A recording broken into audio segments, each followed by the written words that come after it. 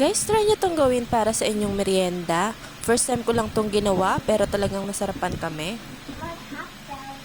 Para sa palaman, sinuti ko muna yung manok. Then, nilagyan ko ng asin, paminta, at garlic powder para pampalasa.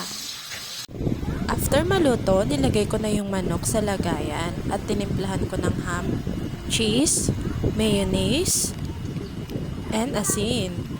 Then, minix ko lang yung mga sangkap.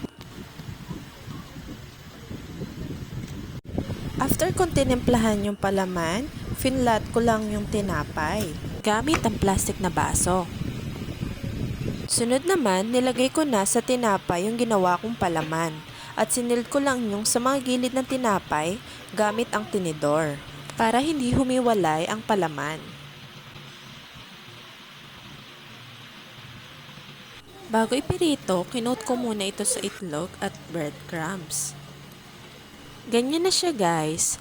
Sunod, pinirito ko na siya sa kawali. Hinaan nyo lang yung apoy nyo guys kasi madaling masunog yung breadcrumbs. Kung mapapansin nyo, malaki talaga yung tinapay kaya sulit na sulit.